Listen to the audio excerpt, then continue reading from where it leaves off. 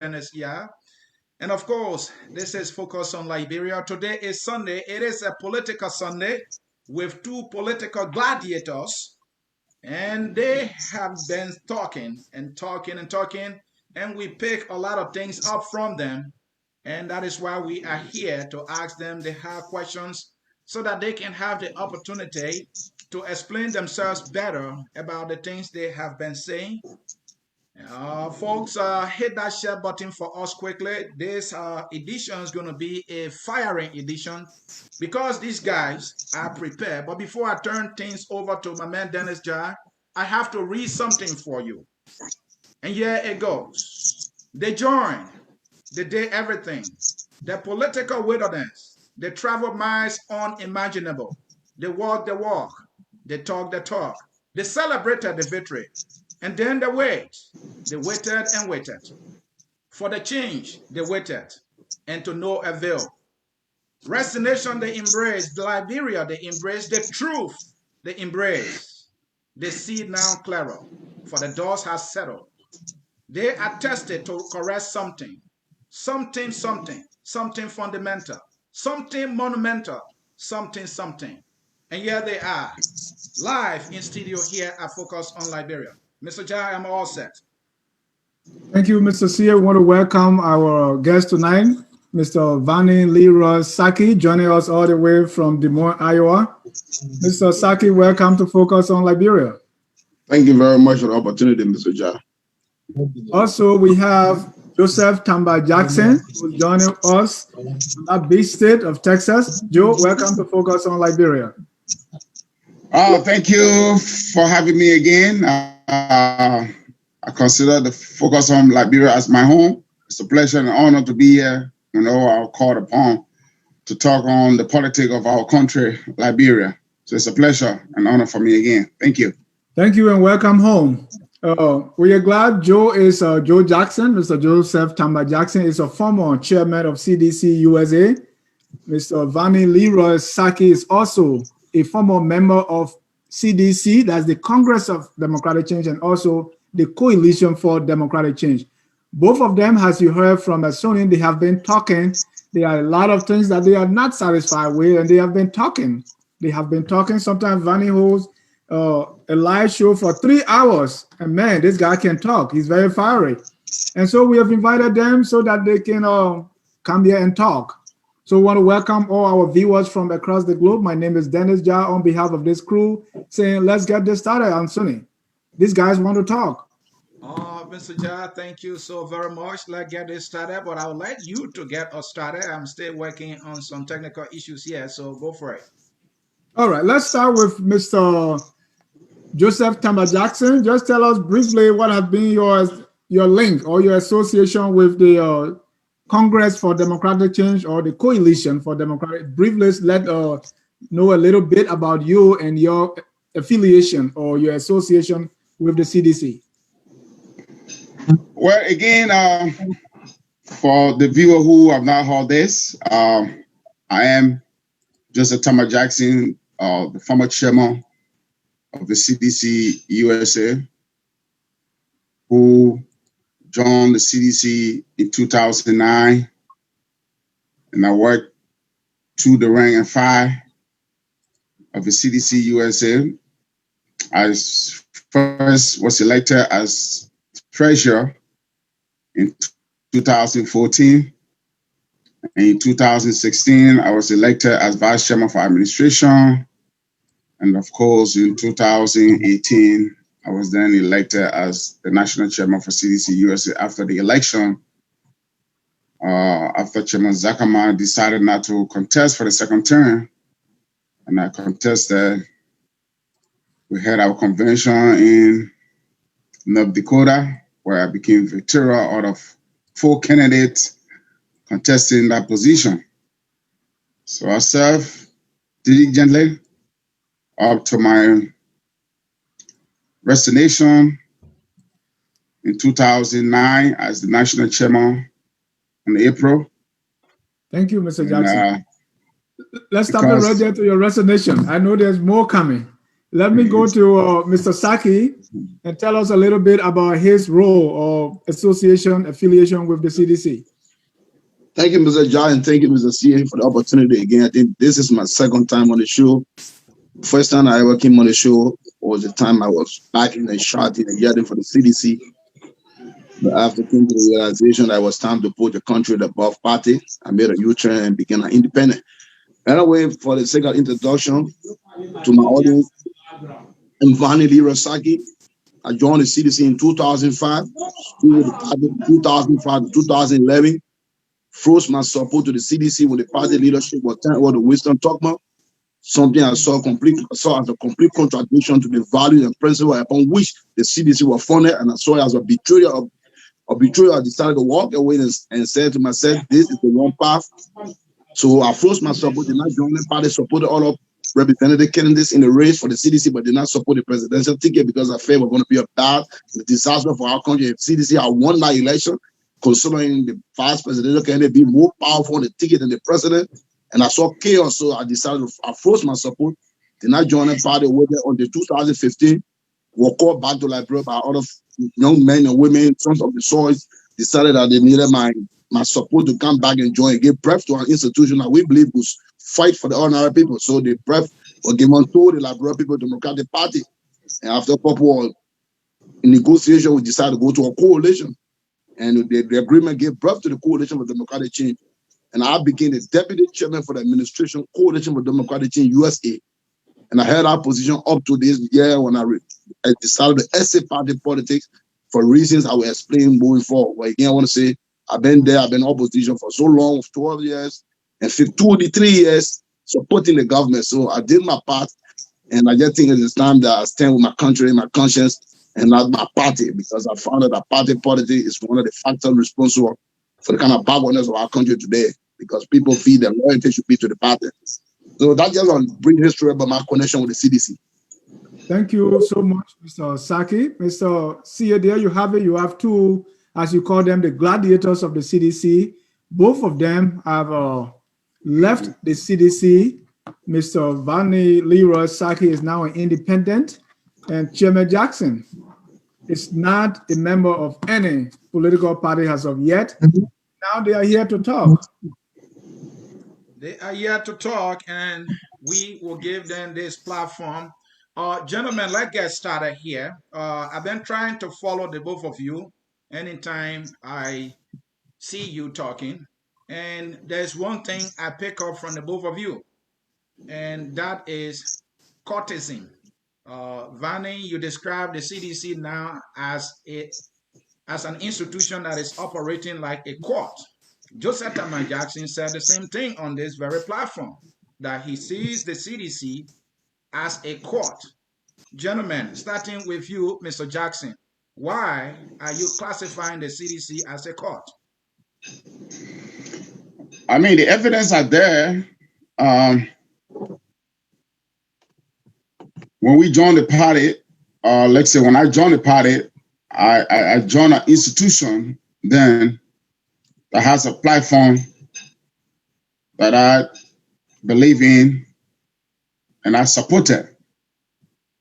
Right after the victory, we found out that those ideologies that we fought for were all pushed aside and been operated by a few group of people who, when you're not part of that cut or that group, then you are no longer recognized. And that didn't go well with some of us because that was not what we signed up for. I would say that was not what I signed up for.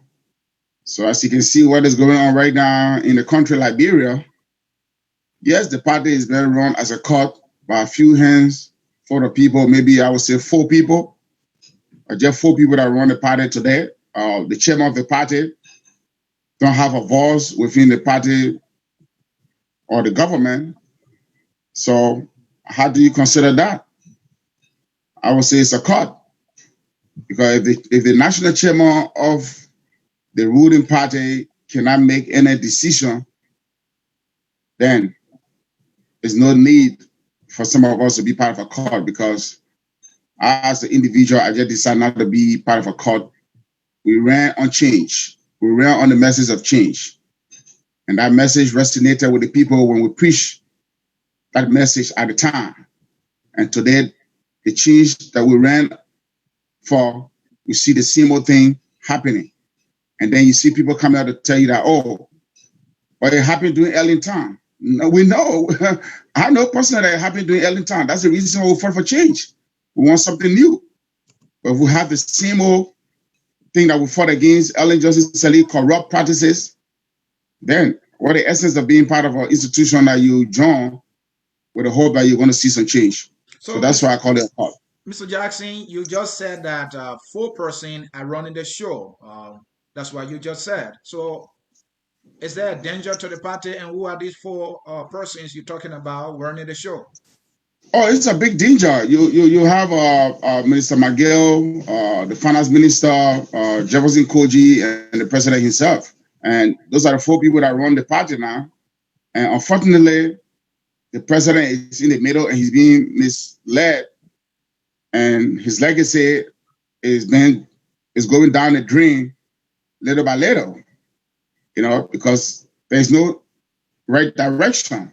And people sit there and think that things are going good in the country. No. I mean, I know we're going to touch on some of these things that we talk about, right, but look at just what happened with the passport issue. That is a damaging, issue right there for our country, Liberia. People sit there and joke about it. These are things that you don't joke about. That is very, very serious, a passport issue that just came out. Let me go to Mr. Varney. Mr. Sackie, I know you agree with Chairman Jackson about the political cultism, but not only that, you also said the party is wallowing in extreme contradictions. Please explain more. Cultism and these extreme contradictions. Thank you very much, Mr. Jack. First of all, I always believe that political parties are made of people with the same political ideology, standing off of values and principles they believe in, feeling or candidate, believing that candidate is successful at the ballot box, will implement the ideologies of the institution that gave birth to the person. Now, the CDC was founded on basic principle. We came together believing that it was time that ordinary people come together after identifying the serious issue affecting our country, responsible for our backwardness. It was time that we come together to give birth to an institution that will fight for the ordinary people. And we identified things in the country that we were going to attack to settle so that our country can move forward. There was an agreement that was plainly made that gave birth to the CDC. We didn't just give birth to a party and decided to win and plan what to do. We had a clear blueprint in place of how we're supposed to govern it successful. Now, the contradiction is just clear. For 12 years in opposition, we fought and cried against cultural impunity. We fought and cried, we threw casket on our heads, asking for war crime code, and said to the international community and the government at the time that people who committed heinous crime in the country should not walk away free. They should pay for those crimes. That was one of the values upon which we fought, to fight against the culture of impunity. Today, we're happy. President, we are asking you, do you want development or you want war crime code? That's a betrayal. When in the CDC as opposition, we saw the massive looting of state resources by the Unity Party. And every time we met, we agreed that if successful, one day at the bottom box, the government of the Unity Party, any Johnny said, will be audited. And the perpetrator of economic crimes will be brought to book so that we can set a precedent for future public service where people will understand that when you take leadership and serve, you have to serve honestly, because when you leave, those that will succeed will have to check your book. Today, we're happy that an audit. Every time you talk about an audit in the CDC, people get mad at you and tell you if you continue pushing for an audit, you will make the president mad and the president will not like you. That's a betrayal. President, we are betrayed. The values, the thing we stood for. Things that we fought against are the same things that President we are in bear with today. Everything the CDC spoke against are opposition. President we are is comfortably in bear with the same behavior. And those behaviors are the behavior that continue to keep our country backward. And some of us at the time said, the president needs people in the party that will be strong, who are ready to look here, speak to on the issue of fear. I think cannot just be doing with cows and pressing. So some of us there while we were defending and decorating the government also with flower, we were making some corrections. But before you move on, let me just Mr. Sackie. Yeah. It looks like someone called you, so your audio is not clear now. Oh God. Oh, okay. You got to put it on. It's clear now? Yeah, it's clear now. It's clear now. Continue. Okay, yeah. So all the things that we fought against are things that the president has given behavior. The issue of fighting corruption. No, it's gone bad again, Sackie.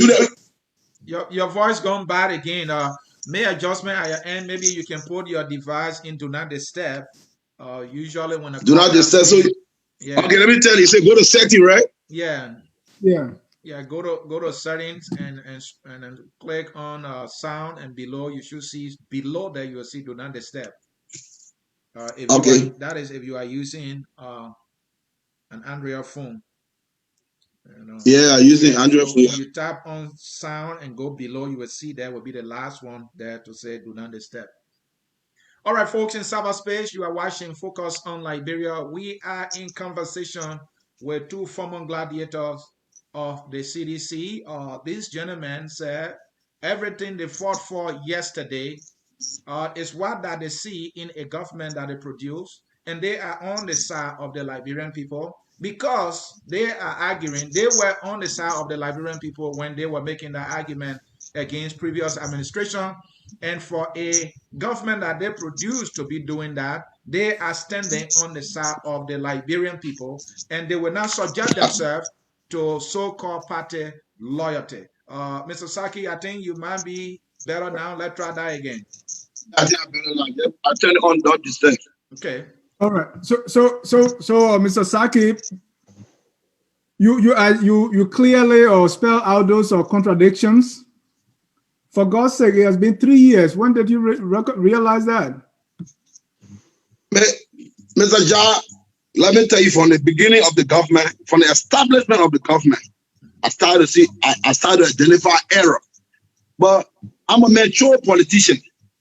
Mr. Jah, you can't just give birth to a government. Then after a few months, you decide to walk away because you're dissatisfied. You have to give every leader the time to adjust. Even to establish, I bet you leadership, Mr. Jah, to establish the government, you require time. Then you need some adjustment. So how can I just give birth to the government after a few months and I just turn around and say I'm leaving because XYZ? Look, you have to stay to fix and prepare when you give birth to, because it's not always going to go away. But after 3 years, there are things as they privately. All the time you saw me on the social media promoting and defending the government, my inside conversation was different. I was humble in hearing the inside for error made in the public. But again, I was defending the devil also and trying to address it inside. But when you ask me, when did you realize, Mr. Jah, let me just tell you, President, we are 18. Varney, I strongly believe that Varney, you should praise them also. Mr. Sackie, even when they're wrong. And inside, you should also praise them. And that's why I had some struggle with them. I told them I'm ready to dance and help you outside when you make error. To fix you outside the argument. But inside, I will not compromise and tell you the truth because I need to help you inside. But they want you to be a sycophant outside and a sycophant inside. So I struggled here for 3 years. I knew that from day one, from the formation of the government. The coalition came together with an agreement. After the election in December, the coalition was taken to Mr. Sackie, few guys serving. Mr. Sackie, the issue continue. Hold on, Mr. Sackie. The issue continue. Maybe you should move your computer away from the phone a little bit. Sometime it might help. And then we would like you to make that adjustment there. Let me come to you, Joe Jackson. Talking about contradictions, your colleague here, Mr. Sackie, has been able to outline some contradictions. What are some of the contradictions that you see that you have been trying to amplify? I mean, I agree with my colleagues. I mean, he spoke on most of them. Again, we talk about fighting corruption, the war crime code, doing the early justice salute. We protested. We went against the early justice salute for the rape cases that were going on in Liberia. And today we have the worst cases ever in the history of our country under this leadership, and nobody has been booked or been brought to justice. So those are all the contradictions. We see, again, yes, people will say, oh, yes, have been doing the early justice salute, you know, and that's the thing that I hate when I hear people talking that, oh, because it's happening in the past government, so we shouldn't pay no heed to it because it's happening under the George Weah government now. You see the setting of the past. Jackson, let me give you a glass of juice. I don't know if you will like it. Yeah. There's a guy at LACC who should be fighting corruption. Okay. What's your stand on that? Oh yeah, I was coming to that. Mm-hmm. I was coming to that, and that aspect, I will tell you this today, makes me to believe that George Weah is a dictator.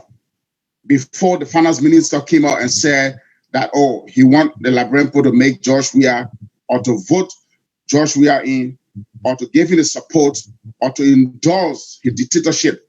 Because if our constitution is saying that particular or that identical position can only be held by a born Liberian, and this man went for confirmation, we saw all the contradiction. One man have about 3 dates of birth. The Liberian Bar Association expelled this man from there. The House of Senate, through Senator Darius DeLong, has called for this man removal. And President Weah is paying deaf ear to that. I will say this today on this public media, that President Weah, yes, indeed, he is a dictator for his refusal to remove that man. And I like what the Bar Association did the last time in conjunction with the American government for that refusal to attend that summit that he called. That tells you that, hey, Mr. President, the American government is watching you. Don't think that the American government is not watching or they don't know what goes on in our country. Every step of the move that you take in our country, the American government are aware. Your refusal to remove that man from over there is going to hinder your international connection with the American government and your international partner. Because that man is a criminal. There's no reason why that man should be in that position up to now. Because look at the argument here. If you can look at our Liberian citizen, Isaac Jackson, who was representing Liberia in England at the Maritime, you remove this man and refuse to give him a diplomatic passport because you have a political differences with this man. But you have a criminal who the international community has rejected. Your own Liberian Bar Association has rejected this man. And you stay defying the people that you're not going to remove this man from there. You are a dictator, President Weah. You are a dictator. I see why your Prime Minister, Mr. Jackson, I see why the Prime Minister, hold on. I see why the Prime Minister came out the last time and said that, yes, we should confirm this man in this coming December 8th. And all. As a dictator, he's already a dictator. We don't need to confirm. But Mr. Samuel Tuer, we're talking about a different kind of dictator, you know. No. He said no. Listen to me. Listen to me. Listen to me. Dictator, according to Samuel Tuer, you know, to make the president powerful to do things in Mr. Moderator, let us not polish the word dictator here. We all here went to school. Okay. If I were to go into Lofa County today and tell the layman that Mr. C is a dictator, whether I put a Benevilla or I try to polish it, the word dictator going in that person here has a negative connotation. So let's get that fact here. Right. You know what I mean? There's nothing like Benevilla dictator. Okay? Because you're telling me that by he keeping Mr. Nibuski or the LACC, is that a Benevilla dictator? Is that what you're telling me? No, a dictator is a dictator. Don't polish it. But we'll come to Mr. Tuer once the time comes because I got special things for Mr. Tuer once the discussion progresses. Thank you so very much. Like I'm to you, Mr. Sackie, same question because this thing is major. Your party fought, you will say that you wanted to come to power to make sure that corruption, you know, is fought to the teeth because Ellen promised that she declared her enemy number one and later on classified as a vampire, suggesting that she could not win the war. And so the CDC stepped in. But from the get-go, your president could not declare, Joshua could not declare his asset. Up to now, he's howling it. Are you disappointed that the president asset is not known up to this point, even though he did declare in 2005 and make it public? 11, he did the same thing, but this time around, no. Are you disappointed? Oh, well, let me be very honest with you. I'm a constitutionally, I believe in the law. Okay. The laws, require that you declare your assets. It does not require you to publish. Okay. But for transparency purpose, if you really want to prove that the change you promised is going to be a change, you're going to do things differently, you can go further by doing what the other person did, and declare and publish. So that they don't declare and also publish. I said, we have to do the same thing. Declare and publish the work. So that after 6 years or how many years you stay in power, we can compare the what see what they directly related. But again, it was up to him to show that he wanted for change. But as Mr. Jackson said, we ran on the platform of change for hope. And every time I had the opportunity to speak to Liberia, I say, look, change does not come just by imagination or by pronunciation of voice, by the word change. You have to be willing to make some uncompromising decisions. Mr. Sackie. You make it uncomfortable. Change will not just come because you bring out change. You have to go back and identify the problem affecting the country. To change your problem, we will have to make some sacrifices. After the election, I officially brought the president. In my recommend, in my letter, I made some recommendation. Now, Mr. President, you are going to inherit a bioeconomy of government in December. I read another in December. I said, Mr. Sackie, your audio is bad again. Yeah, audio. Your audio is bad. So maybe you can go out, you can leave and then come back in. Yeah, let me do that. I wanted to ask you to do that. Let me do that. Yeah, because please do that. Can you give me the code? Can you give me the code? Yeah, we'll send it to you. 04 We'll send it to you. No. Jackson, don't read our code on there. We'll send it to you. You'll take that. I got it in my head already. Okay, that's good. Then send a code to Varney. Mr. Jackson. Yes, sir. Jackson, before we go further, let me just ask you, why are you here today and what all do you want our listener to know? Just briefly. What I'm here today is just to talk about the mismanagement of our country. This is something that I personally never expected to see what is going on in my country, the injustices that is going on in our country, especially President Weah being a peace ambassador or humanitarian. Today, we're seeing the rape cases in our country being the highest under his leadership, and he's doing nothing about it. It touched my heart, and I bleed every day inside me. Little children, innocent children, being raped, and our president refusing to come out to accept the petition from the protester. That broke my heart down, and that's one thing that I will not forgive George Weah for, seriously, because rape is a very serious issue, not only in Liberia, where you and myself are today, the great United States. You know what it means when you're accused of raping somebody over here. You bear the full weight of the law, and we see people raping young babies, and they're walking through the streets of Monrovia. And I don't even know whether the Ministry of Gender exists in Liberia. I mean, I don't know.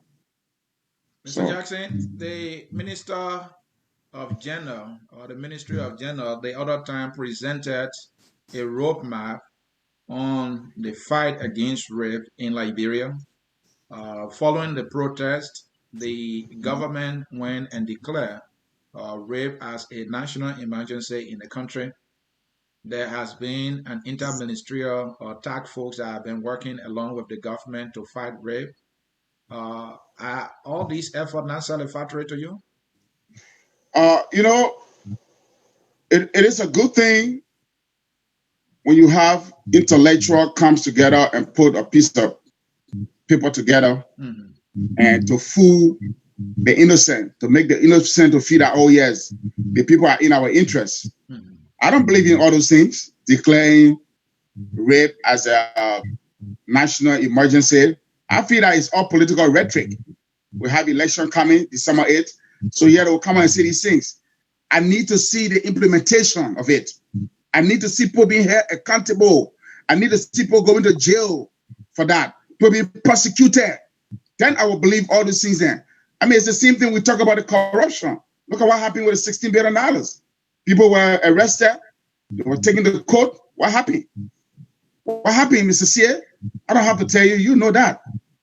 So for me, all those things don't move me. The only thing that would move me, excuse me for using you, or let me use myself as example. If Mr. Jackson was involved into any rape, you know what I mean? Let him be arrested, taken to court, and bear the full weight. So it's those things are political rhetoric to me. Putting constituting a team together to come and just write a piece of paper, and at the end of the day, just to eat some money from the government and stuff like that. Nothing is going to be done. Nothing. And I will come back again after 90 days, and I will tell you, Mr. Sear, that I said it on your show a few months ago, that it was just a charade because of the campaign to slow down the tension in the country. So that's the reason why they did that. All right. Nothing. Thank you. Mr. Same question for you, Mr. Sackie.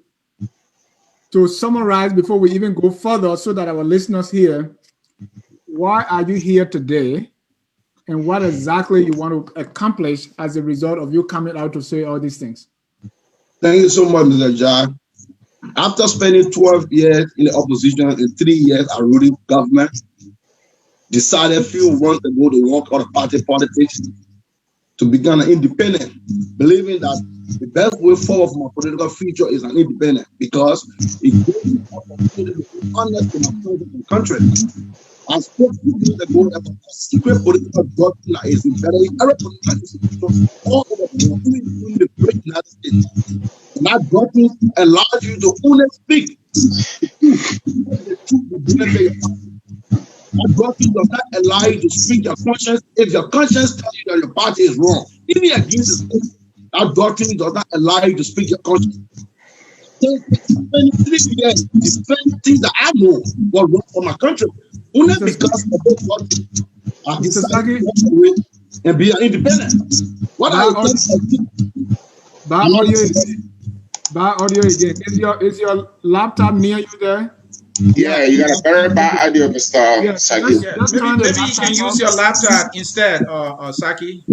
Can you join us from your laptop instead, maybe? Yeah, I can do that. Yeah, please join us from your laptop. Maybe it will make a difference. Yeah, because the quality of your contribution is being compromised, and we don't want you to go out like that. Yeah, so please log in from your laptop while we come to Mr. Jackson. Mr. Jackson, will you consider this government as a textbook definition of generational betrayal? Oh, yes. Oh, of course. Of course. This leadership has betrayed us big time because for what we fought for, the change, what we expected this leadership to have done to go after those corrupt leadership officials under the L.A. Justice Salih government, they failed to do that, to prosecute those people.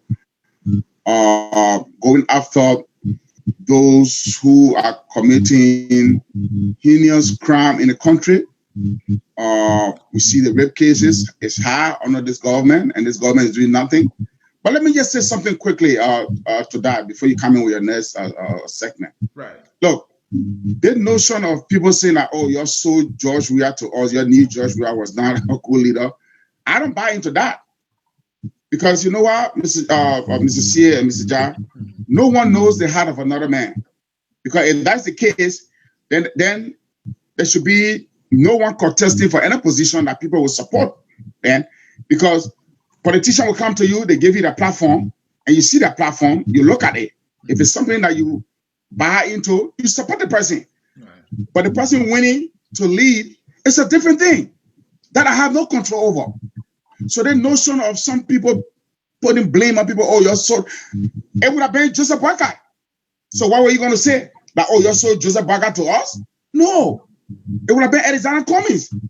It would have been, what his name? The late, Bronsky? Yeah, Bronsky. So you say, oh, you're sort of the wrong person to us? No. What I did as a person, I did it with my clear conscious mind, because with the hope that, hey, things were going to go right. So if the person don't perform the way they're supposed to perform, you can't blame me for that. I did my part. I have no control over the leadership now. So now that's the reason why, because I voted for him with the hope that, hey, things are going to be better, or we're going to be different from other people, and he's not going again, he's not doing it. That's the reason why I say, you know what? I can no longer be part of that after 3 years. Because first of all, when CDC won, you can go to the Liberian debater. The tip is there. I said I give President Weah 3 years. If President Weah cannot perform within 3 years, I said that I was going to leave. Right. And today, I mean, it's so much embarrassment. Our country has been, oh man, I don't know how to describe where our country is today. And you know that. And Joe, the reason that people are saying that, I mean, hear them out, okay? What they are saying is, our people in the village, they say you will know that a dog will hunt by the way it sits by the fire, right? So for the time you were in the CDC for the past 12 years, what they are saying is, what did you see this man demonstrate that gave you the hope that he was going to do that he was going to do better? Oh, I said it on your show the last time when I was here, and I'm going to say it again. And I said it earlier. I saw a leader. I saw a humanitarian. I saw a peace ambassador. You know what I mean? I saw a man who showed his total commitment to bringing peace in our country. The disarmament of our young soldiers were done through President Weah initiative. That's something that you and I know about. So I don't need to screw you on that. So all those things then move some of us. It's just like, look, Ja, I will say this, and I will use myself as an example. I don't want to use any other person. I got a sore on my butt, and I met this beautiful girl out there. She doesn't know that I have a sore on my butt.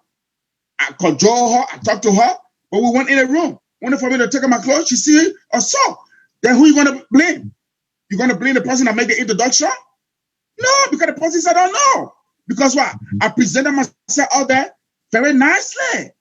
So it's the same thing with President Weah. And look, all these people that are talking, including yourself here, under no condition that you would have told me then that, oh yeah, President Weah was going to be the type of person that he is today, that you would believe it.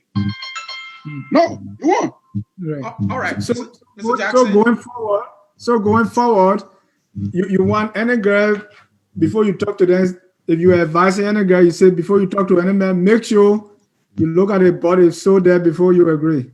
Yes, I would definitely do that. So come and check my boyfriend to see whether my soul is not there anymore. Dennis, can you bring Varney in, please? And Mr. Jackson, let me come to you. There are people who still believe in the CDC and supporting the CDC.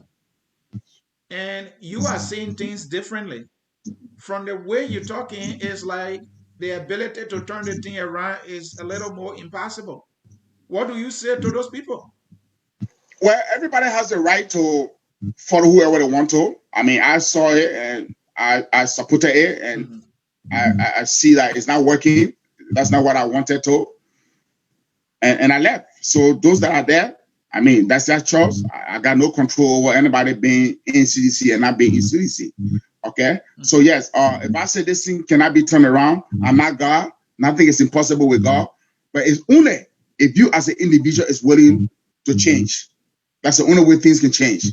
Okay? So yes, President Weah still got 3 more years. He can change things in the next 2 years.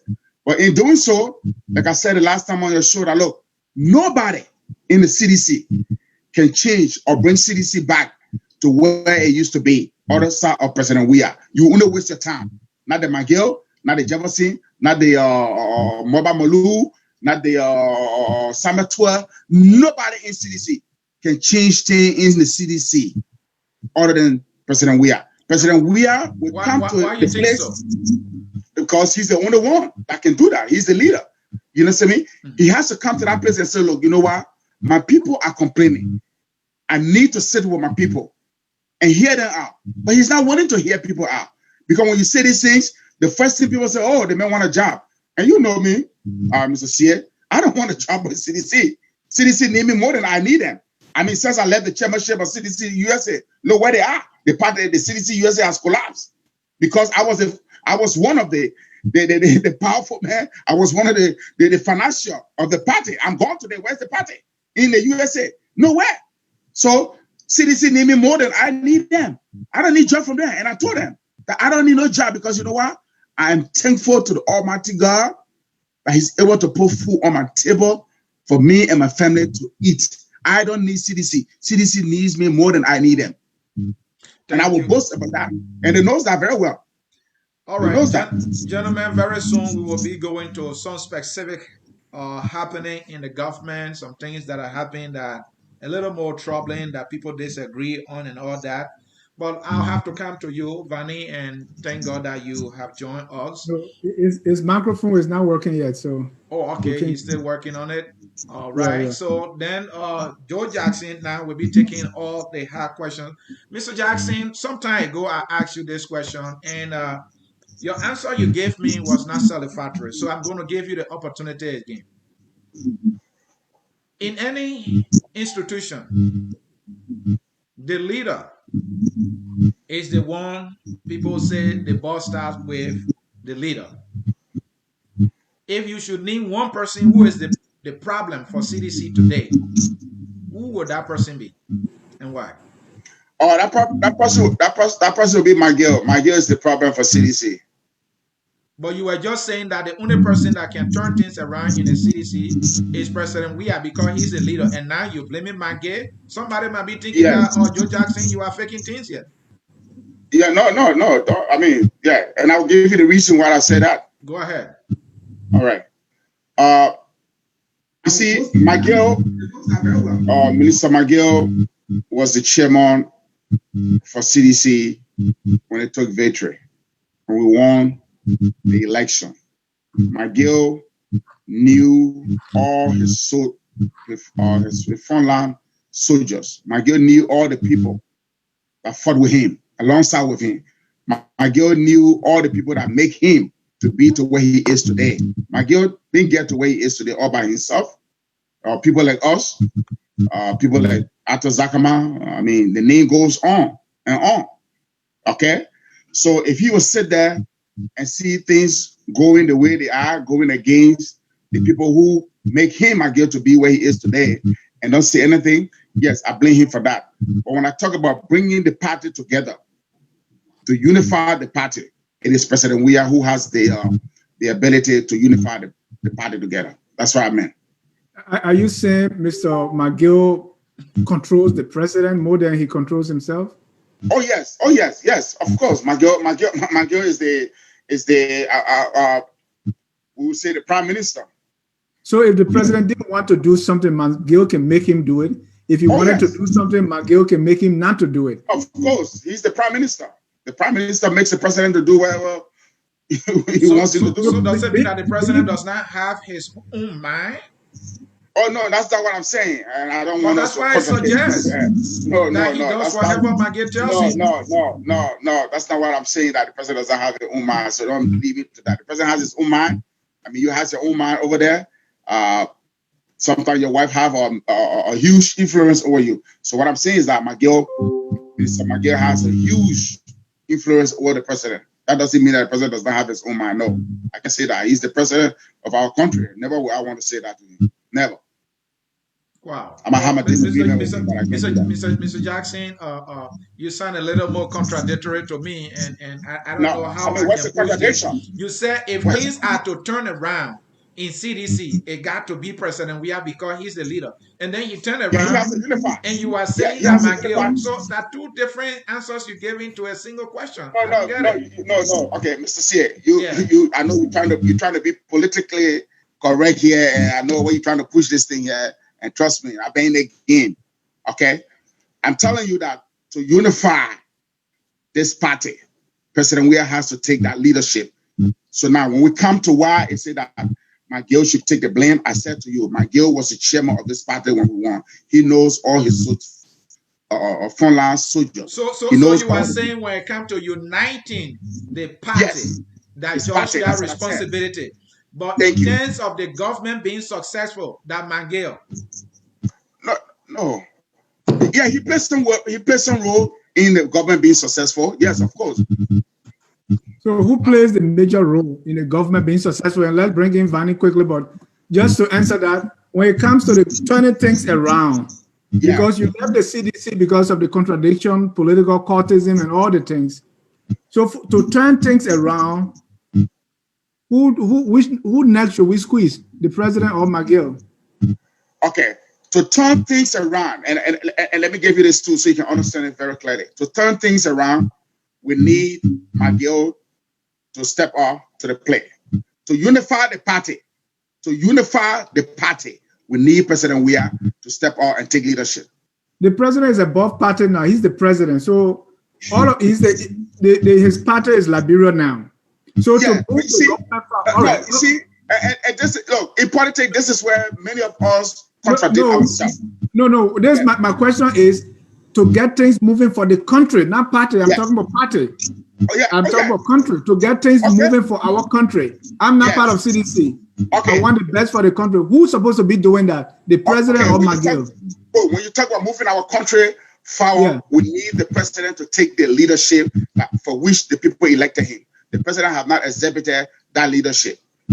So if things are not going good in the country, as you say, all the contradiction, everything else, who is to blame? The president or McGill? Oh, be the president. The president will take the blame. Let me go to Mr. Sackie. Mr. Sackie. Yeah, am I clear? Because I turned my Wi-Fi off and see maybe it was a call. Yeah, you are clear now. Who or what is to blame for the way things have turned with the CDC? Let me be very honest with you. I've been in leadership for years. The success and the failure of any leadership rests on the shoulder of the leader and not the followers. The leader take the responsibility. I did not support and elect McGill. I supported and elected President Weah. I'm president of the people. Leaving the CDC got nothing to do with anything with the party and myself. My decision to walk away from the party politics to stay my country and country was based on the betrayal of President Weah to the state. President Weah did not betray the CDC. He betrayed Liberia. I believe that the country can fight. The law for Liberia is bigger than the law for the party. And before I left, I told what I was speaking about this clear. We came in a realm of change for hope. When we talk over, as I was saying to you, my first communication to President Weah was we have to first go around the table as party. After realizing for 12 years the issue affecting the country, we have to agree that we're going to use the government as a national sacrifice for the next 6 years. Well, what message I was sending? I was actually telling the president we will need to make some sacrifices for the sake of our country. We will have to establish a government that is rolling with real public servants. Because I realized that we were going to have a lot of challenges. Looking at unemployment, the economy, looking at equipment that are going to be faced with high unemployment, looking at I knew that was a challenge to you. I was never thinking about President Weah was he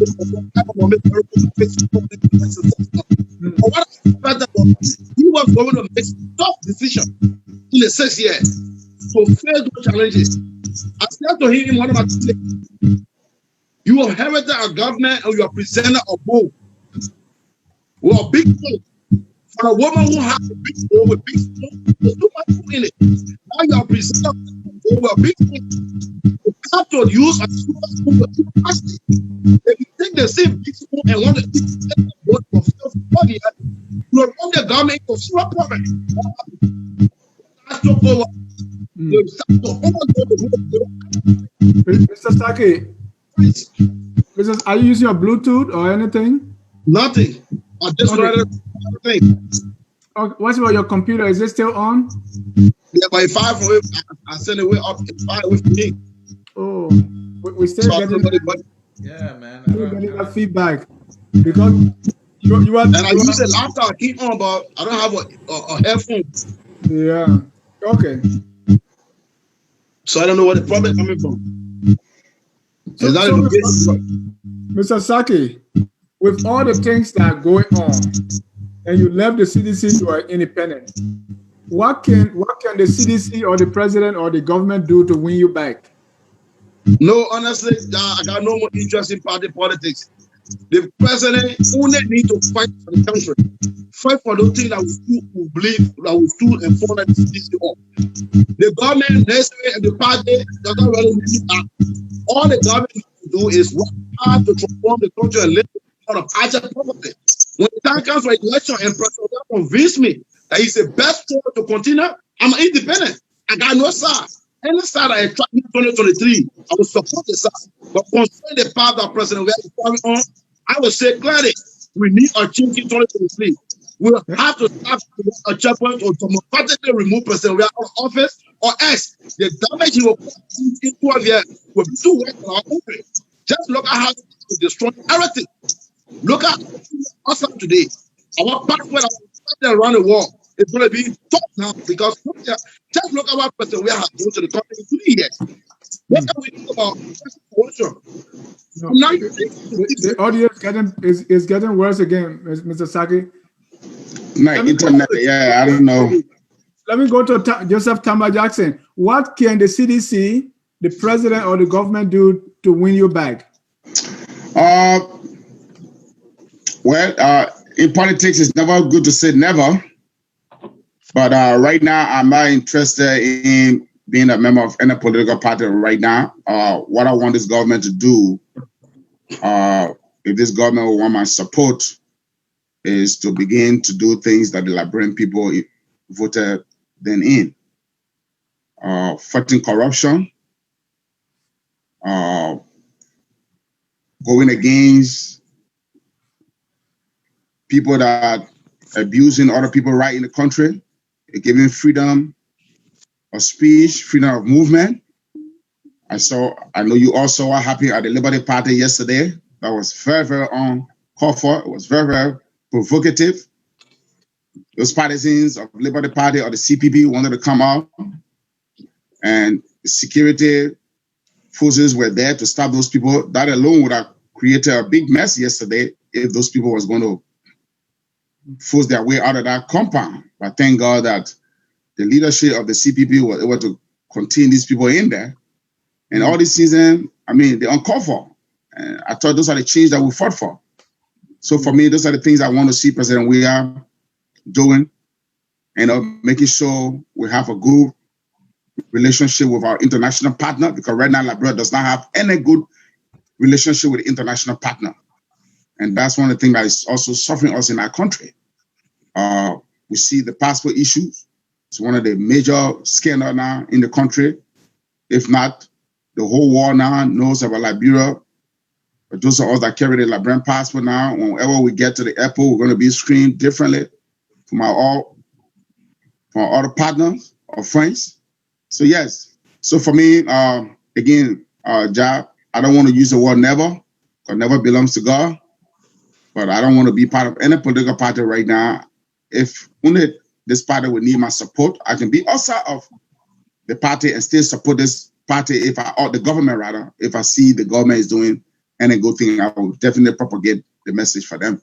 Mr. Joseph Thomas Jackson, it seems to be you are leaving that window open so that while that door is closed, the window can be an opportunity for you. But let me progress. There have been, some claims out there against this government, and we want to get your take on those claims. And you were just talking about the passport issue earlier. One of the claims against this government is the issue of ostracizing the VP. What is your own take on this thing about the VP being ostracized, not being respected, being disrespected? We've heard a lot of stories against her, and she herself had cried about this, so there's no secret. What is your take? Let me use this platform and say to you, honestly, from the bottom of my heart, I feel for the vice president. And as I leave for Monrovia in the next couple of weeks, I will try to have an audience with the vice president. And my honest advice to her, she don't have a ticket, I ask her to resign. Let her resign. Because the Liberian people elected her as vice president. President, we have never appointed her. So that's a two different things there. She was never appointed, she was elected. And if she cannot get the respect as a vice president, trust me, it's no need being in the position and not being respected, and you're just there just for the name. And these are some of the things that I'm going to be engaging the vice president on, because we started with Joseph Boakai. But Mr. Jackson, before you get to Joseph Boakai, Mr. Jackson, the vice president, after complaining, certain time she came to herself, she said, you know what? Instead of me complaining, after all, I am the president of the Senate. I will go to the Senate and I will do my job. So why does this woman cry? Politics is not for children. She has a consequential position in the government. She is the head of the Senate. Only if she can go to work and do her work to hold the government accountable to do what, maybe she will be respected. Don't you think so? Mr. Sear, you and I supposed to know what's the function of the vice president in the Senate. Right. In the head of the Senate does not give you the right to make any major decision or take any major decision over there. She doesn't vote. She only vote if there's a tie. Remember that? No. Okay. So we know what that position is all entails.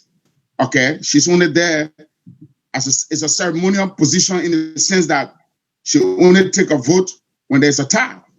So everything in there. She has the power to lobby. She's a powerful woman. She can use her tentacles and influence decision. Mr. C.A., how will she lobby with the senators who have already been bored by the president? Now they're only waiting to elect President Garfine and Thomas Farah so that they can confirm what the finance minister said to make this man a dictator. But let me say this quickly, don't cut me off, please. The reason why they are spending more money on Thomas Farah campaign and that is Western guy in Grand Bassa is that they want to have the total majority so that they will change the constitution to give President Weah a third term in that country. Take this from me today. That's the reason why they are spending all the resources they have within them. We just saw the Minister of State yesterday in Douala Market giving $2 million Liberian data to a petty trader to vote. Talking about that, Mr. Jassy, I'm not cutting you off. Let me roll the two clips quickly so that our audience will be able to see, and then when we come back, you can conclude on those. So let's roll the first clip on Thomas Farah got young people and residents of Monserrato in line, and he's giving them money.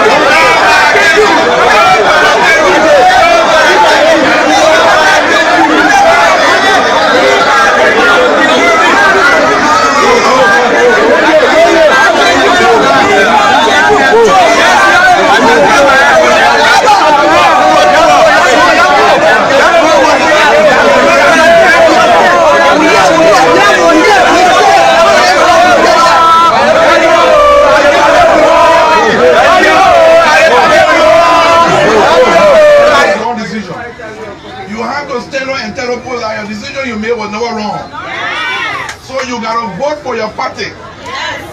So this is CDC going for the election. This is not Thomas Fala alone. But Thomas Fala is the face that will be on the ballot representing the CDC. So we gotta turn up, they will never turn up before. To make sure that we deliver the party. So Mr. Chairman, I'm very grateful for the work you are doing.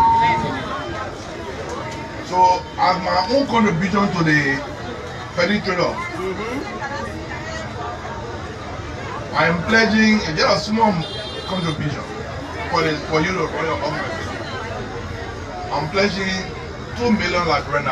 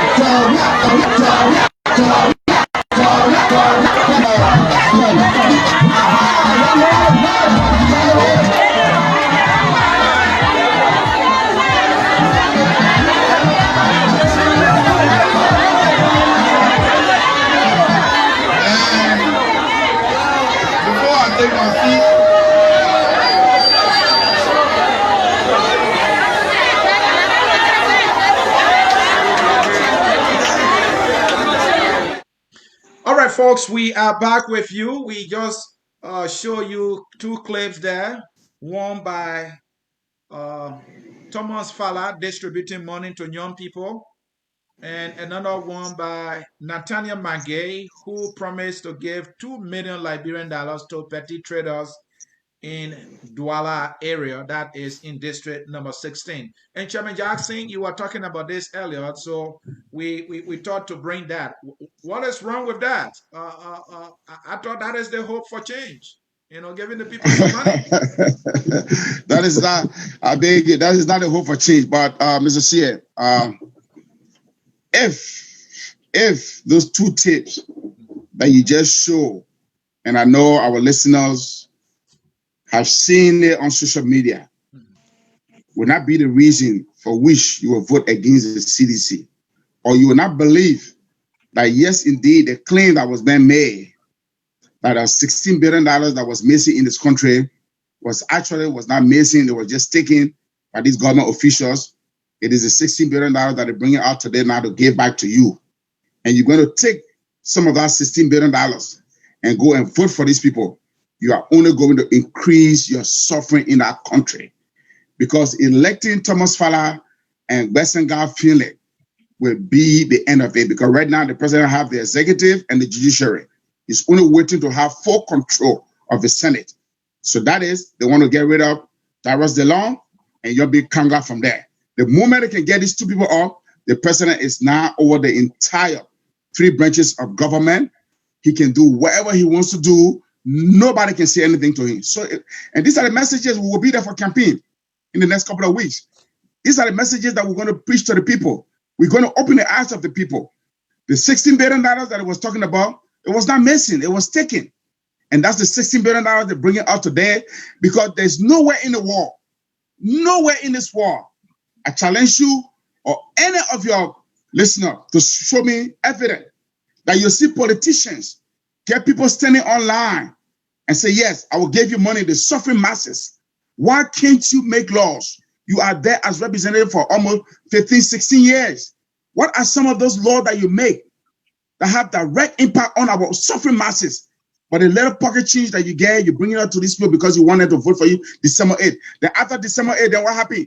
You go back in your closet. You don't want to see those people. You wait again after 9 years again and come back and give the people money. So I will say that to the Liberian people and those of us that stay in the diaspora, like our family back there, we need to tell our people to open their eyes. They shouldn't vote for Thomas Fala and Besenga. Doing that will create a serious, serious problem for our country.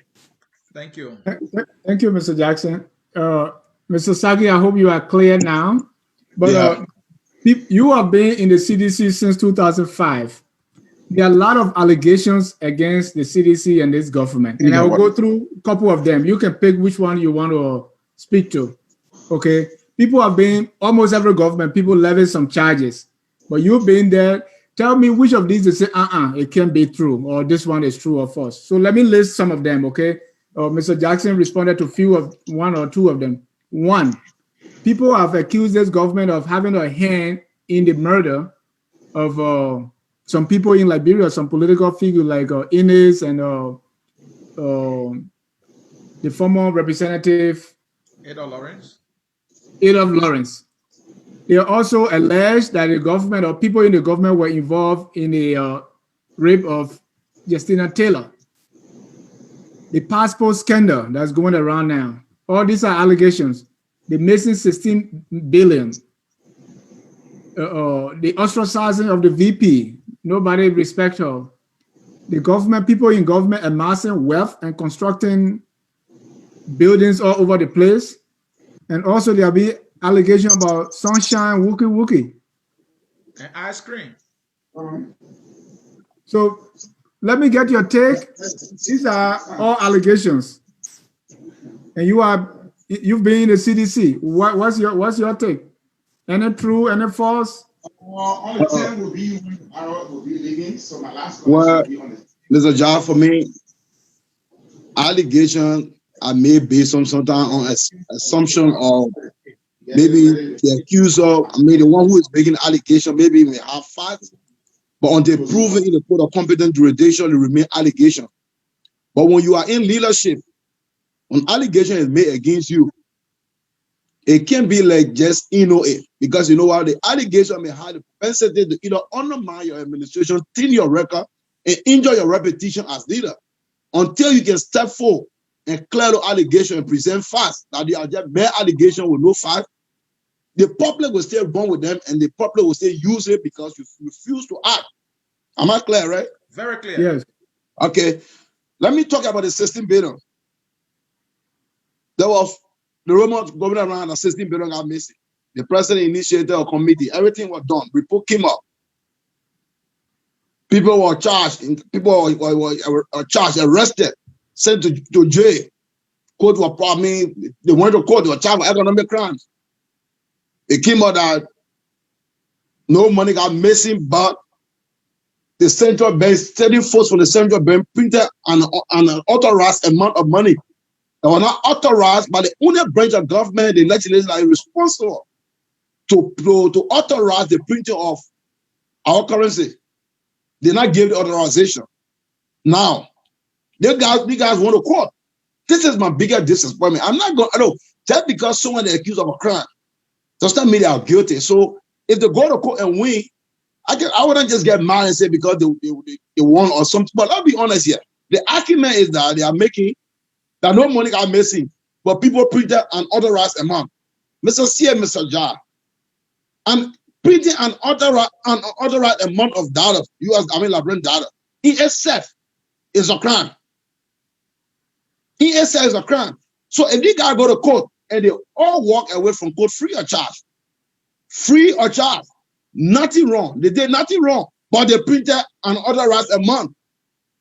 If you send me to go buy 10 donuts, Mr. C, and I bought 15, why do you think I bought an extra 5? To report it to you? If no, if the file was not reported, are you saying I did nothing wrong because I brought 10 donuts? Is that what you're saying here? Mm-hmm. So you can clearly see that it was just a mockery. It was just a mockery. The whole judicial process was just a mockery. You can say they printed XYZ amount that with all the authorization of the national legislature, but again, they did nothing wrong. So it left for the Liberian people to see the fact in it. Then we go to the allegation of, look, let me tell you what really troubled me before I founded the left party politics. It was when Chairman Morba Molu leaked recording came up. Look, let me tell you, Mr. C and Mr. Jar, I live in a serious country, governed by serious public servant, America. There are things we don't joke with around here. If we change Liberia, we will have to transport the ideas back home. We can't go back home and act the same way the guys on the ground acting with expect change. The chairman of the ruling party, he's not an opposition, but the chairman of the ruling party, who ears are very close to the executive, eyes are very close. Lee recording came out in which he said in a court, the president travels abroad, solicit money on behalf of the country, and divert the money to his personal account. That the president will have to get involved into sex for job activity. He got to have sex with women, then you offer them job. These were previous allegations made against a certain president by the ruling party chairman. As the deputy chairman, I was the only one from the CDC who came up publicly and wrote on my page, asking that an investigation be conducted so that the president name can be clean. If the president is actually in fear and innocent, today it was Eno. You know what I mean? It was Eno that no one even talk about it. Our smallest national legislator sat there and treated such previous allegations like Biatewa talk. This is not allegation made by opposition, but the ruling party chairman. Because say, federal damage that the president travels abroad, so let's inform on behalf of the country and divert it in a personal account. Mr. Sackie, that was liquor talk, right? It cannot be considered liquor talk. That's you're talking about a sitting chairman of a ruling party. But let me go further. In one of his press releases, the same chairman Mobile Molu said, and I quote, he recommended that there should be an audit because so many people are accumulated, so many wealth in short time in this government. He further went on and said the CDC is going to start to serve as a whistleblower against our own government. Now, not opposition. Those statements are not coming from opposition. They're coming from the look. Let me say it. I'll say to the opposition. That government has just given the opposition so much to remove President Ria out of office in 2023. If only they can get it together, you can only use everything the government has produced in 3 years and the next 3 years to use against the government in 2023. It will be an easy win for the opposition if only they come together. The information coming from the ruling party chairman. Moniba Bolu knows why he knows that why he tell you he want an audit. Moniba Bolu knows why he knows that why he tell you that the party going to start serving as a whistleblower. Look, let me just tell you, Mr. C and Mr. Ja, I did not struggle for 12 years to bring a government to power that will use the same power that past leaders used for 170 years that got over we are. I did not support President Weah with expectation of offering me job. That's why today the bigger thing you see the small citizens saying, oh, he mad because they didn't get a job. But there's no single evidence or any conversation between them and myself a job. Because I always told them, my fight is to see the government succeed. So that in the future, I can use the sources of the government I gave birth to as a stepping stone to present the political argument. When you get big mind, you think Oh no. Mr. Sackie, your audio is gone bad again. Check your audio. Insert your earpiece in more. Maybe it came out. So let's go to Chairman Jackson. Some of those issues listed, you can pick up from there. Why Varney is... Varney. Yeah, plug the earpiece in more. Maybe it came out a little. Go ahead, Chairman Jackson. Yeah, Mr. Ja, I think we just... We listed some issues. You don't have to go over what Varney went over. Yeah, those issues, like I said, Mr. Ja, we fought for change in our country, and we see things going the opposite way, Mr. Ja. We keep having this conversation over and over. You know, this country, this government has failed the people of Liberia, and I don't see no reason why Liberians will want to go stand online again to vote this party or this government back into power, or to give them that Moserado senatorial seat and the Grand Bassa County senatorial seat, because doing that would just be creating a more problem for us. See, because people have so much respect for us. During the 2017 election, we were able to talk to these people to come out to vote for this party. And unfortunately, we see, like I said earlier, the country is being run by a full person. Okay. To me, I see people on social media agreeing this government, or the government is doing this, government doing that. To me, I feel that the government has not done anything. So Mr. Jackson, to move me. You just mentioned election. To make sure that CDC does not win that election in Moswara come December 8th. So whatever it takes for me to do, I will do it in my own weak way. Because yes, so you are supporting I said by Tuba and I had a personal relationship, and we have the same story. But remember now, in that race, I also have my niece, Siatana Puri. Siatana Puri is my niece. She's in the race. Okay? That's somebody who are also supporting. You know what I mean? And she being a female. Are you supporting multiple candidates in a single race? Yes. Oh, you can do that. I mean, because my goal is for CDC not to win. No, you're gonna who you gonna vote for? Oh, I'm gonna vote for Asif October. That's what I'm saying. Support all those other candidates. If DeLong is doing well and they are really trying to get rid of him, why are you putting a candidate against DeLong? Oh, because my candidate is already in a race, which is having to be Asif October. Let me ask you, Mr. Sackie, on the same election, you are supporting Alex Tyler in bombing. The man who is being accused of what known to in Liberia today has trucking. And as Mr. Tyler does not have all that clean record when it comes to corruption. In fact, they call him the corruption King Kong. And you are supporting Darius DeLong. I think for the sake of for the sake of the regular getting clear, I have not officially made any statement about Bombing County election yet. Yes. County, my support to Tyler started back indeed. Most definitely PDP. But as of today, I have made no official statement about Bombing County politics and what support Bombing County. Don't get it clear for the record. All right. Can you make any official declaration here on Focus on Liberia concerning bombing? I'm still looking at Bombing County carefully yet. I'm not there yet. For now, my biggest interest right now is Maserado. Supporting Senator DeLong is the biggest interest right now. And let me make it very clear as I move forward. Anything that benefits this government between now and 2023, can I enjoy my blessing? Because you know what?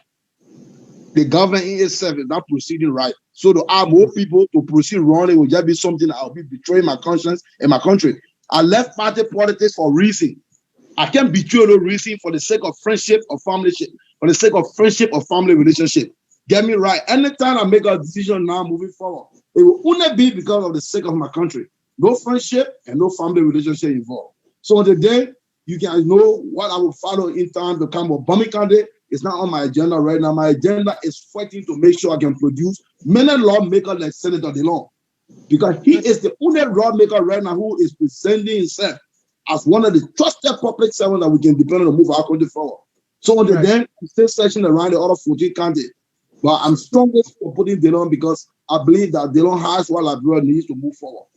You also know those are in bombing. Do you see that Mr. Tyler is one of those trusted ones that can move the country forward, just like DeLong? When time comes for bombing county, I will make the decision until then. December is less than 3 months away. Yeah, if I don't, I'm still searching and still putting everybody though. Everyone have their fault in life. So I'm not looking for a political Jesus Christ in bombing county. But I will look for, when the time comes, I will select the candidate that will best satisfy the interests of my country. I'm not just going to, so I'm going to hold bombing county issue for now until we can get there. I'm not there yet. Mr. Sackie, very soon we'll be opening our phone lines, but I still have some questions. And one of my questions is, I'm looking at you. I see how you propagate for DeLong. Something tells me that you are going beyond him being a senatorial candidate. Do you see Liberia feature in DeLong? I sense that with you. Yeah. Let us be very honest to you. Mm-hmm. The day you decide to leave broadcast, they feed you in and decide to open a church and be a prophet, I will be there with you. You are a prophet. You can actually see. That's a fact. I see something bigger for DeLong than the Senate. Look, let me be honest for you. Our country needs someone like DeLong. Let's be very honest. We can't have, I just am able to have my feeling. What I'm doing right now is just struggling to make sure he's maintained. Right after December 8th, I will officially make a public request to Senator DeLong, asking him to take a bigger national responsibility. Let's be bold. Look at the country right now, inside outside. The kind of character you need to move Liberia from where it is. You need people like Senator Dillon with that patriotic mindset. People who understand how to move Liberia forward. We will have to discipline ourselves and make some national sacrifices. Look, Mr. C, our country is not backward because we lack of highly educated people, but because we lack of patriots. That's the reason the country continues to remain backward. And if you look at Senator Dillon political leadership lifestyle, no one in the red man who truly love Liberia and want to see our country moving forward will not stand with Senator Dillon. People tell me he's faking. If you think he's faking, fake like him so that everyone can fake, and so that the thing that he want to fight for, we all can benefit. I will tell you, I'm not only I see bigger things for Senator Dillon. I want Senator Dillon to take a bigger national leadership role in our country where he will be our authority to make big decisions for our country. Because in the Senate, yeah, it's a theater of collaboration. It's a theater of competition. It's a theater of majority. So I know the kind of way you struggle in the Senate as you struggle in the executive. And I continue to tell the folks from the CCP, CPP and other people, get it right. The government has given you so much instrument to use against them in 2023. If you only know how to collaborate your message and come up with cohesive campaign message for the people, the government has destroyed herself in the first 3 years. I don't think they can repair the damage in the next 3 years. I don't think so. So until then, I pray until we can cross December 8th. And the president we are here, people know. They know very well that if they can't stop Senator Dillon in December 8th, you can't stop him anyway. Anyway, they know. That's why they're investing everything in Masorado County to stop him. Why do you think we got to sit up for grab? But the whole street of Masorado. Thank you. Mr. Jackson, do you agree with Mr. Sackie on Dillon? I would tell you that, look, if Isaac Toba was not in the race, yes, indeed, I was going to support Dillon. I like Dillon. But because I have a candidate, a man who I push, who I support in the race, so I don't want to speak about his future, but he has a very bright future. Yeah. All right. Ladies and gentlemen, if you are just joining us, we are talking to two former partisans of the CDC. They all disenchanted with the CDC. They don't like the way the things are going. And so they left. I don't know whether the word disenchanted would be the red wall. No, they're satisfied. They are dissatisfied with the way things are going. Yeah. Well, it's the same thing, just different terminology. Dissatisfied. And I don't know how best I can put it. So if you want to join the conversation, please call the number on the screen. My question to you now, let me start with Mr. Jackson. From the way the CDC went, what does it tell you about the overall Liberian politics? You know, what needs to change and why? Look, Mr. Ja, I had this conversation here before, and I will say again, what happened within the CDC has make me, Mr. Jackson, to feel that, look, the party politics in Liberia is all rhetoric, and I don't think I need to be part of any party politics. My loyalty is first to my country. You understand me? My country comes first. The CDC, to me, have damaged some of us ambitions of being part of a political party, because I just feel that it's all rhetoric. They don't mean what they say to the people. And that's the reason why the next election, again, I will say this, but I don't know what the future going to look like. That is why the next election, 23, I would prefer supporting an independent candidate than to support any political party in Liberia, because we see what happening right now. Some of us was leaning, thinking that CPP was going to be a group, but yeah, they are fighting among themselves. That it just discourages you. You don't know where to go. So I will be fighting to see a very strong independent candidate coming up that I will throw my support behind. Let's bring in our first caller, and that's Mr. Kesely Double. Mr. Double, you are live. Yes, thank you very much, Mr. Ja. Thanks to you, your co-host, Mr. CA. And thanks to my friends, my two friends and brothers, Joseph Jackson and Varney Sackie. Mr. CA, on the leadership ability when it comes to George Weah, I'm sorry to tell most of these guys who supported George Weah, they supported him just because of his popularity. They did not know him. George Weah did not show to anybody that he had any leadership skill that people will say today he showed any form of leadership skill anywhere. On the national team, nothing. There were always frustration. The only reason why people obeyed George Weah on the national team, it was not because he had leadership skills. It was because he had the deepest pocket on the national team. And people felt that because he had gone very high, most of the younger players would submit to him. But you know, on the national team, other players who were playing almost a similar league with George Weah, they did not settle down because he did not have the leadership skills at all in no way. When it comes to people supporting him, those are some of the reasons that move wrong behind him, people that support. He did that thing. And it is just. And I hear people saying George Weah was a humanitarian, he was this. Those are a bunch of fabrication and they are all lies. I have said it over and over. I have said it on my page. I want 10 Liberians who will come out and put their hand up and say, I benefited from George Weah humanitarian basis when I on display scale. I have asked questions repeatedly and over. None. I want 10 Liberians who will come out and tell me, say, I benefited from George Weah scholarship at the University of Liberia. I want 10. I want you to use your platform. I want you to use your platform to put this question out there to people who have benefited from the George Weah humanitarian gesture. Those are all fabrication they use to be able to lure the young people to come to CDC. George Weah benefited Ghana and other districts. You went to Ghana, popular Ghana, mom was there. And when you went there, most of the time you used to go to the nightclubs. When you go to the nightclub and see Liberians gather, he would buy a drink for them to drink. He did not anything like setting people or humanity or in. Anybody who can prove me wrong on this one. George Weah is a failure, and I don't even know how God is electing him as president. And we can see what's happening right now. Thank you.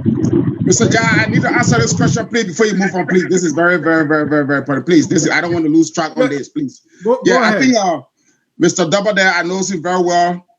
And I know he one of the frustrated supporter of Joseph Boakai because Joseph Boakai never won from the Unity Party. But he just made some allegations here that are not even true, and I'm going to get him the facts right now. President Weah gave scholarship to your former, Foreign Affairs Minister, Gafwan. Gafwan was one of the beneficiaries. The list goes on. But I will tell you this, that President Weah was the highest giver of scholarship in the Republic of Liberia, more than the government of Liberia. Go to Codington. I got a friend who benefited and graduated from Codington for George Weah scholarship. His name is Gono. He's right now in Monrovia. A strong citizens. I got someone right here. You're my own friend and brother, but I will show you the lady and her husband that live right here in Houston, Texas. They benefited from George Weah in Ghana. There are so many people. Look, we can have our differences, and I have my differences with President Weah. Okay? But if you coming out here to make this kind of allegation, I don't think even the host will even want to agree with you, because there are dozens of names that we can call. And if you want the names, I will follow you those names and call them. But I just call one person to you. Ask Gafwan. Gafwan was one of the beneficiaries of George Weah scholarship, and he gave the highest scholarship to Liberia than even the Liberian government under the Ellen Johnson City government. The facts are there.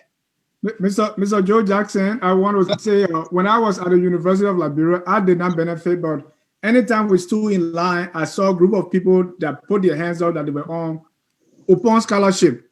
I did not see that. Yeah, I saw people in line that they were on Upon scholarship. Thank you. I don't know them personally, but I saw people, a group of people. I know them personally. That's why I just gave you one name. I just gave you one name. Tell you say you need 10. I can give you 100. Matter of fact, I got his number. I will text you 100 people names. Right. The whole of Cottington. Let me go to Cottington and ask Cottington. I mean, we can have our differences. We can have our differences with George Weah leadership right now. That's a different thing. And he talk about President Weah never set up any leadership skill. What are you talking about? The disarmament of the child soldier? Who you think it came from? Thank you, Mr. Jackson. Because of President Weah. The child soldier disarmament. Mr. Jackson. No, hold on. Let's clarify things that he listened to. Mr. Jackson, you did it. You did it, Mr. Jackson. With false accusation against people. You know, look, I got issue with President Weah right now, the way he runs the country. But I will not negate the fact that, hey, he did good things before coming in there. And that shouldn't be the problem here or the discussion here, because that's not the discussion here. But if you come in because your candidate from the Unity Party, Joseph Barker, never won, and you on social media sending the fake information all the time, it's just wrong. And you just lie and make yourself to look bad on social media. I just gave you the facts. Thank you, Mr. Jackson. What the your own countryman from local country benefited, and you just admit that you never benefited as an individual, but there were hundreds of thousands of people that benefited from scholarship from George Weah. Mr. Jackson, thank you. You made that clear enough. Let Varney come in. Thank you hold on. What's about paying the YSP? Hold on now. Not the Ellie Johnson City government. Mr. Jackson. Pay the YSP. It was not George Weah. Mr. Jackson, hold on. Let me. Okay. I was completing my point, Mr. Jackson, that I saw people on LU campus. I didn't know them personally, but I saw them in line talking about open scholarship. The second part is I was a refugee in Guinea, Ivory Coast, Ghana, Nigeria. I did not benefit, neither do I know anyone who benefited from George Weah help on those refugee camps. There could be, but I cannot because you asked the host. So I just want to make that clear to the best of my knowledge. Let's bring him, Mr. Sackie, on the caller's question. Let me be very frank, as Mr. Johnson said. One thing I want to bring to politics is that we can disagree on issue, but we should always respect and value contribution made by our opponent. If we dislike them on issue, but we should not bury everything. Let me tell you, I will always present President Weah his flower when it comes to our darkest day, when our country was considered a bad and a terrible place to be. President Weah was the only one on the international scene flying our flag in the area of soccer. You can't take that away from him. Our country, when we were considered murderer and cannibal, President Weah was the only one giving a different image about our country. I can't take that away from him. Other assistance he provided to people, I can't take that. But now it comes down to leadership, something he the caller said, I agree with. And when I was reading on how to effect, and Jawi, you read on how to effect, you understand that what got what we're in today. You look at one positive attribute of an individual and spread in every area of their life and think that they will do everything in every area because they did one thing good. And let me be very frank with you when it comes to leadership. In 2005, when we didn't win the election, and the bigger argument made against President Weah was education. Mr. C, the bigger argument presented against President Weah in 2005 was high school dropout. That was nothing but high school dropout. That was the only argument the opposition, the other people, because we're not opposition at the time, we all opposition anyway. That the only argument the United Party for you against us. To put our high school dropout against our Harvard Tree economists and XYZ in the race, it was tough for us. When we lost our election and President Weah went down to school and came back with a degree and decided to be a vice presidential candidate, I started to lose some flavor in him and started to see that he lacked something I call self-confidence. I started to conclude from that beginning that it seems to be he's actually being asked to be president, but in himself, he feels that he's not qualified to be president. Because I can run in a race as a high school dropout and beat people with master's degree, PhD, and come back and then win, but go back to school, come back with a degree, and decide to be vice abroad candidate. I knew it was a problem. So, but when it came to the coalition, let me be very frank with you. Leadership is like a package. No one has everything in the package. So, and I will tell you, as I stated earlier, the issue affecting our country is not that we lack of educated people that want the country backward, but we lack of patriotic people. And looking at President Weah from the patriotic standpoint, look at what he did for our country on the soccer scene, and look at how he gave back to our country in terms of coming back during the darkest day, bringing you to the stadium, making you happy. We use that one aspect of his life to conclude that if he could make these sacrifices in his private life as a soccer player, bringing on the national stage, and he will transform all the behavior into politics and will benefit our people. Not all fair that President Weah was the more qualified, competent person to lead. But again, there was a reason we established the coalition. And Joe Jackson know, Arthur Zagama know, other folks know. We established the coalition for a reason. Building a team of experts to govern and help President Weah. Look, what we decided to do, Mr. Tia, and Mr. Javos, we were going to run what we call the assembly line kind of leadership, where the supervisor is not the one on the line really doing the work. But when the year comes to an end, he received a big bonus check from the CEO because he hired qualified and competent employees to run the assembly line. That person we are going to surround himself with qualified, competent, selfless patriots to help him govern. He was just going to relax, take the praise and the glory, and he got to do the job. But what happened? Right after the election was announced, the whole thing changed. The document that brought us together, the idea that brought the coalition together was done with. Joseph Thomas Jackson couldn't pay for the mansion that he built. After Zakama couldn't speak to the president that he gave birth to. Competent, qualified people were sitting, and you were giving job to kids that stay in school. When you're supposed to be offering a scholarship to go abroad, get more qualified and come back, like what Eddie did, I was someone sent to him, Mr. President, get all the opportunity to go and equip ourselves more. So that by the time your first term finish, you will start to bring those skills back. Let the qualified and competent people in power now succeed. But it was about everybody being desperate to get in government now. And today, this is what you got. This is just what you got. So you got a government being controlled by somebody who will see that they control the leadership. I'll be honest, this is not what we fought for. But when you say it, people don't get it. They think it's about government job, government job, government job. It's not about government job. Government jobs will always be available as long as the state exists. But we want a government that will fight. And the expectation that our people will really place in President, don't be very friends, my brothers here and that. President, we have to trade the poor people. I wrote a letter to President after the inauguration that I want you to wake up every morning thinking about the people who ran behind your convoy in the mud, in the rain, in the sun, shouting, Georgia, Georgia. I said to him, Mr. President, you do not know these people, but these people know you. They see you as a hope in a hopeless situation. Wake up every morning fighting for them. Mr. C.A. and Mr. Jar, for heaven's sake. Varney, Sackie Beach, I left my entry for 12 years. Eddie Johnson is my blood. I stood with President in opposition against the government I was headed by my entity. When the doors of opportunity were open where I could join in and make some money, I said no. As a Petra, I will stay with my conscience and stand on the side I am until we can succeed. Few months after inauguration, for heaven's sake, the man who stood at the SKD on January 22nd, 2018, and announced to George Jackson to CA and Jar, Mr. Jar, that inherited a broke government and a broken economy. Mr. Jar and Mr. CA saw the same man flying private jet after a few months. Tell me, complete contradiction. Your financial lifestyle contradicts your message. President, we are told the Liberian people, be patient. You ask Mr. Jar and Mr. CA, from President, we have financial lifestyle.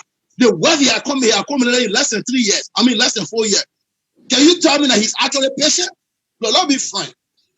I can't love President we have more than I love my country. I got to protect here too. This is not about being party loyalty, party discipline. The government came and will leave. My country will remain. So when I'm speaking to people, what I've been trying to achieve here is that I want to open my brain mind to understand that we cannot continue to play games with our country and think we're smart. So much hope was built in President we are. Today, what you see is about accumulating wealth for himself. Look at the places he's building. Look at the lifestyle he's living. It contradicts his message. Let's be honest. This is not about someone being angry because they didn't get a job. I don't want a job now, but I just wanted this government to succeed. And after 3 years, President Weah had convinced me that he don't get it, and he will not get it because all he's showing to me, he came to power to correct the error. Sometimes I say to myself, that's what the corner said, he's right. Sometimes we have to be honest. But again, when you are glued to party politics, you have to support anything your party presents. But today, if you bring President Weah in the election, I can support you now because I'm looking from the national and the political, from a patriotic standpoint and not party loyalty standpoint. Under the party doctrine, you got to support anything your party pull off from. Yeah. But let me say to you, this is not about Joe Thomas Jackson angry, Varney Sackie angry. No. What will I stay with someone for 12 years to be angry at them? But look, this is the but everything was too for. What continued to frustrate me every day is that everything the CDC fought against when we're in opposition, President Weah is comfortably in bed with the same behavior. Corruption, cultural impunity, everything that we yeah. So it brings me back to the question that Mr. Jar asked. How do you see Liberia politics? My brother, it's simple. Every 6 years, you get one group also acting noisy, acting that they are the best for the country. All they're doing is hoping for their own time to get in and do exactly what the people in were doing. Nothing else. The Liberia politics right there. Every 6 years, one insider is saying, this is our time. And the 6 year group Then they get the other one outside acting like they got a solution to the problem. But the moment they get there, they start to worry about how to obey their own horses, how to send their children abroad, how to live big life. And until we can change that mindset, the dream to move like bro forward will remain to be a dream. It will never come to reality. That's why we must build on independent black like Joe Jackson and other people coming together and saying, no, it will get away from party politics. It will get all the chance to understand our conscience and not party anymore. And today I will tell you, every election now moving forward, I will look for the candidate that represent the interests of my country. I don't owe loyalty to nobody that before this and that. But Mr. C and Mr. Ja, let me say, I will say every day, President, we have betrayed the poor people. And I think the best thing to do to save our country in 2023 is to do everything we all can do. This is not about anything which side you belong to, who you love. It's about our country. If we give President we another 6 years mandate after 2023, the destruction will be huge and it will not be easy. I can tell you because he is proceeding on a path that is only intended to accumulate massive wealth. Sometimes I look back and say, yeah, guys, they call it right. What the President we actually benefit and show that he achieved all of his soccer life in terms of wealth, in terms of investment. Thank you. So to myself, I say probably he's trying to correct the error. He's using politics to control the government to correct the error. $25 million upper exercise zero. The report clearly showed that one. A lot of things done. Why you think we can? Thank you, Mr. Sackie. Thank you. Talking about election, and I know our time is fast spent, but each of you mentioned election 2023, and the one that brought President Weah to power, that was in 2027. So I don't know how many of you were with me, but I want you to listen carefully what I said 2017, and see whether you agree with me or not. This was during the runoff. So I went on my blog, and this is what I wrote. And this was on October 18, 2017, when the runoff was announced between the President Weah and Vice President or Kennedy Weah at that time and Mr. Boakai. And I was worried about the association, President Weah aligning with the people you were aligning with and the people Joe were aligning with. So here's what I said. Which way in runoff 2017, what thing we could do now, you go for Opon, you get Tyler and Taylor, plus Robert Salif has the dash. And all the other hungry lions saying that our time to eat too. You go for Pape Boakai, you get Nukwe and all the Gobacho then. You know what will happen when Joe goes to sleep in the parked car. You go so you get burned, you go so you get drowned. Now what thing we could do now? Where play we go turn. We got to vote anyhow, whether we like it or not. The Pape or the footballer, you decide. One man, one vote, your choice, 2017. Cummings, Coca-Cola morale gone. Bronsky and all his prophets done. PYJ holding Nimba for a trade deal. Big Mouth formula didn't even spark. Magdala, the young lady, will be just fine. So now what we could do now? Opon or Boakai? You got to pick one. Only one. No more plenty invalid vote. Coco ya ain't one no. Flomo ya no more. When in doubt, any, mini, money more. Did you agree with me that time? Did I look like a prophet or what's going on? No, I mean, you sound like a prophet, but it was just one thing, that turned this whole thing over. I would say greed from President Weah and the few that just came together, because like Mr. Sackie said, if only the CDC has the best chance, because we had the best leadership team that President Weah would have put together. If President Weah were just going to work with that team, trust me, all these things that we're all talking here today, we're never going to talk about it. Again, yes, I agree with you, because you know what? We don't know the heart of a man. We all voted. We all gave the support that was needed to bring this party together, or to make this party to win. And only, unfortunately, all the good people were all pushed away from being part of the decision making of the government today. And you see where the government is. But I would say this: I'm not a prophet. It's something that we can debate. But I think that Joseph Boakai was not going to be no good different than what is going on, because we're still going to see the same old corrupt leadership of the United Party, people coming over to lead.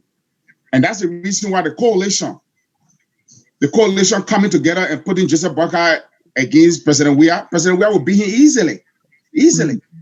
Because it's not about the individual. Joseph Boakai, we all know he's a very good statesman, but people looking at the people that are behind him, the Gafondan, the Brandon Samukaden, the Nukweden, the list goes on. Those same corrupt people will come back into the government again, and nothing will change. And that's the reason why, Mr. Sackie, we got to put our movement together. We need to have an independent candidate. Thank you, Mr. C.A. You heard the reading. You love my poems, and you got to understand why the people, because when we were saying this, well, these two candidates, I don't know what we're going to. These were the people that were arguing. You couldn't stop them. Why are they talking now? And is it wrong for people to have no sympathy for them? And Daniel, I didn't read the poem at the time because we were not that close, and I didn't know you even, had this block. Myself too, during the campaign time, I wrote and I cautioned the Liberian people, telling them that being electable does not mean that person can govern. Because I have been a critic of President Weah, and that's something I don't hide away from. So I told them, look, this guy is electable, meaning that he can be elected because the people love him. But the danger in electing him will be massive, and it will crush people's life economically. And my voice was louder, but I was not known as a national politician for me to be heard at the time. Maybe people are hearing me now. So yes, your point was on point. We have so many bad choices. And I like the way Varney put it. Patriotism is what, in his words, lacking in these politicians. Because then the word means something. It means something, and you must be able to live it. It's not just saying it. It must be exemplified. It must be lived. It must be shown in your deeds and in your actions and in your words. So somebody can just say, oh, I'm a patriot. It means nothing until you do it, until you live it, until you walk it. Talking it does not call it. And that's what Varney is saying. But I'm not sure if his man DeLong is a guy, but that is for another day. And Varney and myself can talk about that when that time comes. But Varney, I saw that vision when you were talking. I said, this guy is looking at DeLong bigger. But gentlemen, we have to close. We are so sorry that the quality of Varney's contribution was compromised from the get-go. But thank God, finally, he came out. Varney, let's do this again. Mr. Jackson, let's do this again. Gentlemen, we will take your closing comment at this time. We passed the 2 hours mark. And so let's start with you. Let's say Chairman Jackson should be last because he's the big guy. He was the big guy. But you both are free political agents.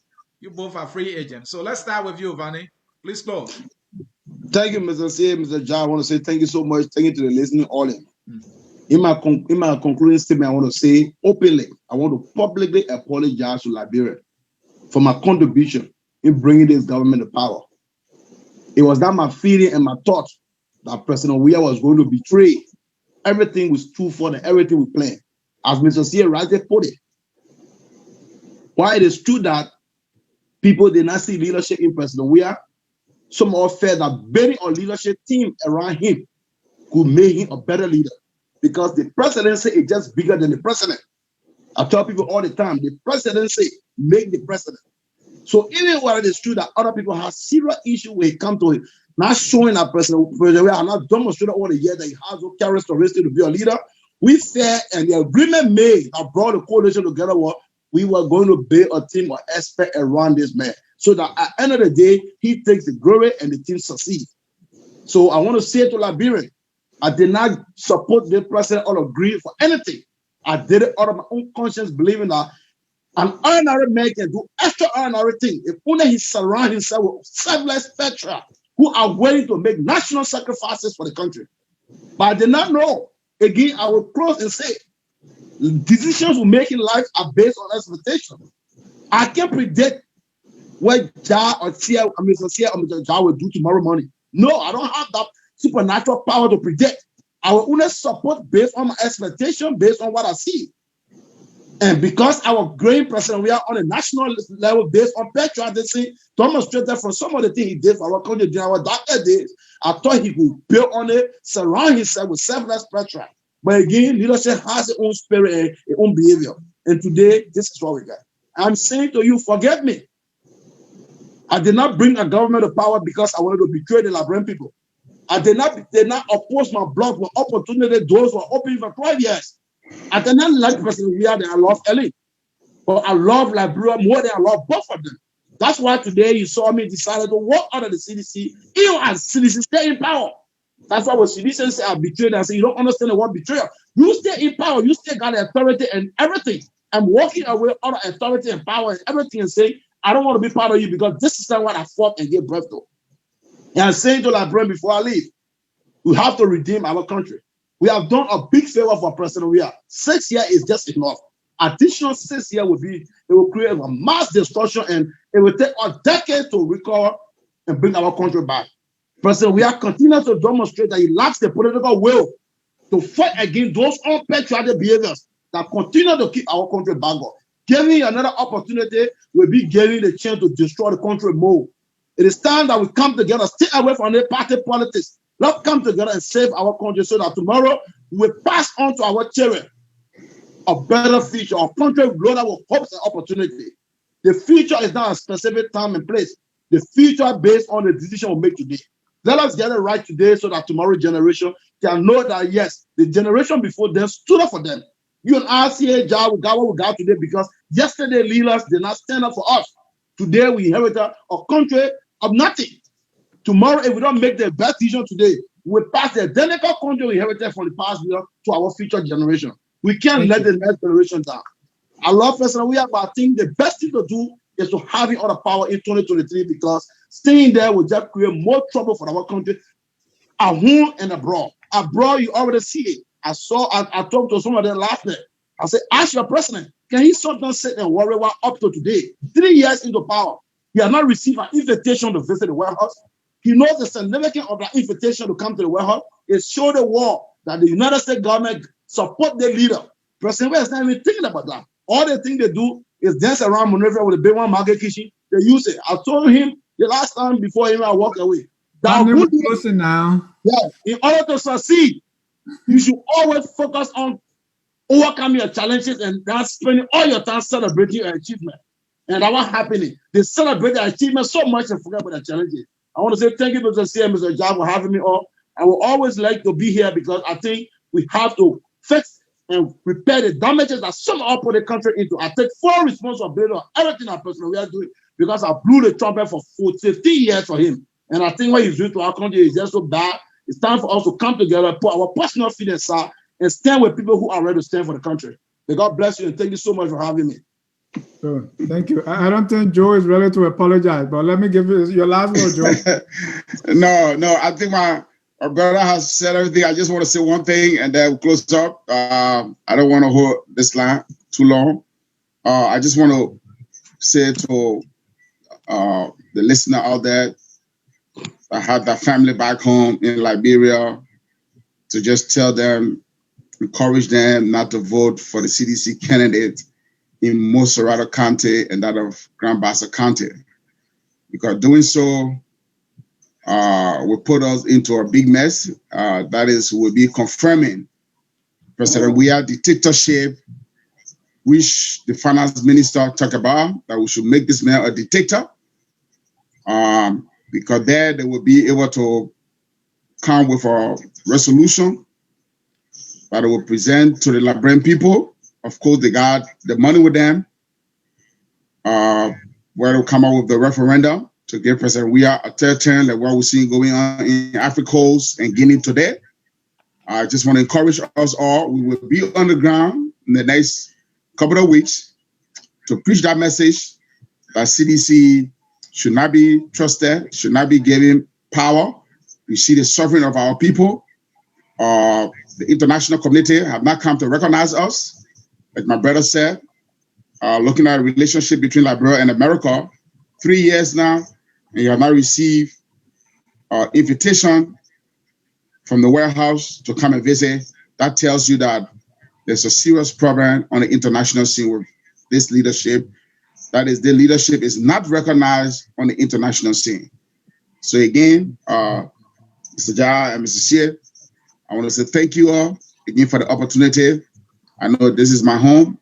We prepare anytime you need my service to come up to talk about the politics of our country. We'll engage that. My apologies. It's not something that I would say that I knew that what is going on now were going to happen. I'm just regretting now that President Weah has let us down. President Weah has disappointed us. This is not what some of us expected. We were not anything for our own selfish gain, but rather for the country, for the direction our country is going today. I don't think that's what we fought for. So thank you. May God bless you. Thank you. But let me just make one note here, because you keep making reference to CDC in Monserrado and Bassa. I want to say there's a CDC candidate in Grand Cru. There's one in Lofa, and another CDC candidate in Sino County, my own county, and all over the place. So I don't know what you don't get time for all in Sino, only Bassa and Monserrado. Yeah, because the government is not focusing on those other counties. These are the two counties that they're spending some of the $16 billion on. You didn't hear them spending money on any of the other county. I mean, Nima County, but we know it's a county that is on bid. They already gave Prince Johnson $2 million. Prince Johnson going to support them in the 2023 election. That's the reason why they're supporting him for this coming senatorial election. His own candidate. CDC could not put any candidate over there because of Prince Johnson. They already finished compromising. So we know Nimba County is being run by one person. I mean, that's one of the things that really hurt me, to see a whole county as smart as the Nimbadian are, to look at Prince Johnson alone, to just put the county on sale, receive money whenever he wants to. He has been given, he said $2 million to complete his university. So 2023, he's going to get support of George Weah. That's a whole new topic, Mr. C. Let's close this. That's a whole new topic. And this is where the viewers sometimes say, well, why are you guys allowing these people to be saying these things? We can continue the show. Joe Jackson is breaking news here. He's breaking news, accusing the government of giving $2 million to Prince Johnson. Oh yeah, you already saw the content. Prince Johnson already saw the content. Yeah, we don't Prince Johnson already saw the content. That's the reason why. Yeah, Prince Johnson already saw the content. That's the reason why they're fighting to get Monserrado County. And then everything is just sealed up, because if they get Monserrado County, Nima is already on the reserve. That's it. Then they win the 2023 election again. This sounds like a political cash campaign. Cash violence has been used by the government. Those are all allegations, nothing proven. So let's leave it there. I know, yeah. But remember now, most of the allegations are true. Yeah, because our viewers hold accountable when you say this thing. We don't challenge you or we don't ask you for more information. But we are closing. I hope we do. But we're seeing the fact, which evidence you want again. The CDC went to Nima County and supported the the Prince Johnson candidate, senatorial candidate. So what proof do you want in politics? What do you want again? That's the evidence right there. So how long you been in the politics again? And Mange job dish out $2 million in $2 million. So what evidence you need again? All right. Those are separate. Before you gotta leave, he said this is just small thing, little thing. Yeah, small thing. Yeah, $2 million. John, you're gonna look at somebody says just small thing. Small thing, $2 million. My girl, who I know that people want to go. Calling $2 million little thing. Yeah, little thing. And that was not the only money he gave. Yeah. No. He gave 1,000. He gave 1,300 cash on the scene to buy a PA system. Right there, Mr. John. What evidence are you looking for again, Mr. John? No, when you accuse somebody, we got to give enough room for counter argument before. Which room you looking for? We just gave you the evidence. We just gave you all the evidence. We want to give Magay the opportunity and other or supporters of Magay the opportunity to counter. And I think Thomas Fala, gentlemen, I think Thomas Fala gave $1 million the other time to the when young blood died. But we have to leave it there. Dennis, what you got? Let me be from you, Mr. Sia. If you know Varney Sackie the people of God who are hustling and just see dashing money in less than a year around billions of dollars coin little thing, what evidence you need to know that the guy is doing something not right? Don't be honest here. Somebody evidence I just Gary, your lifestyle can show evidence too. Because the public can judge you based on your lifestyle and say you corrupt. They don't have to take you to court. Right. We just want to look at all sides of the issue when the allegation come up. But because of time, we're going to close on this. Mr. John, you've been in that business too long to know these things, my man. The evidence are right there. Close it up. Let's go. All right. Dennis, what you got? Well, what I think, the politics in Liberia, we need to, again, what we see here on all platforms, things are just divided on black and white, and we need to get out of that. Here on Focus on Liberia, even if we bring a candidate from the government and we ask the candidate question, or we bring up someone from the government, ask them question, the people who support the government, they are angry with us because we're not supposed to ask them any question.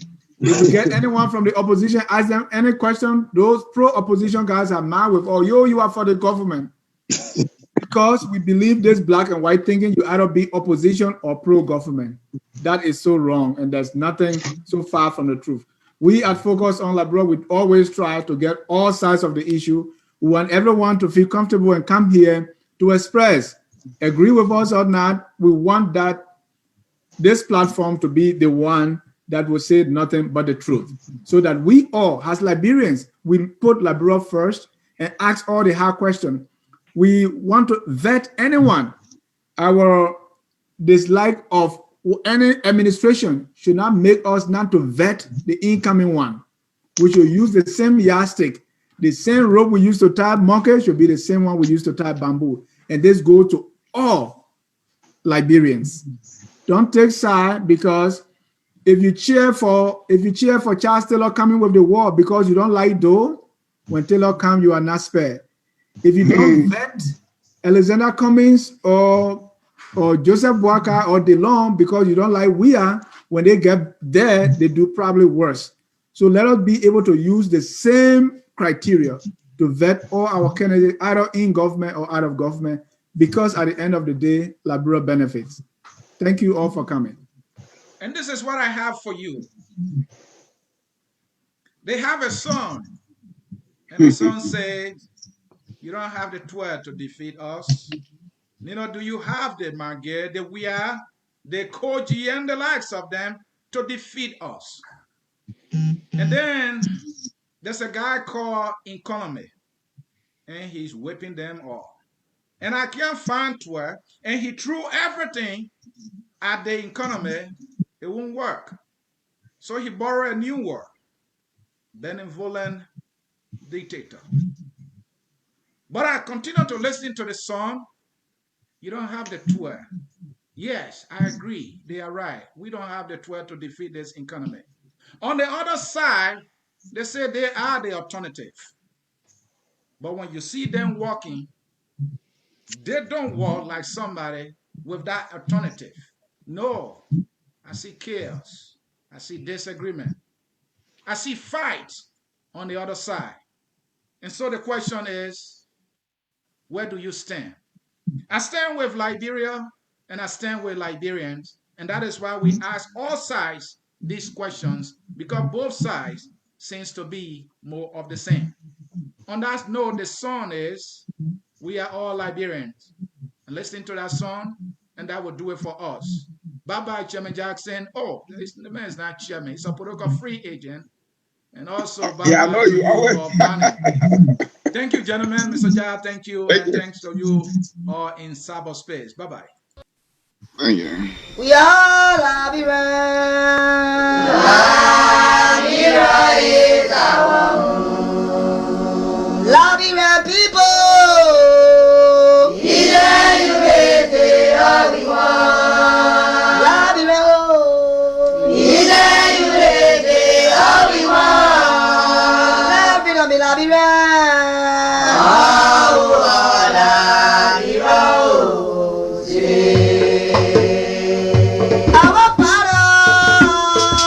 Amen.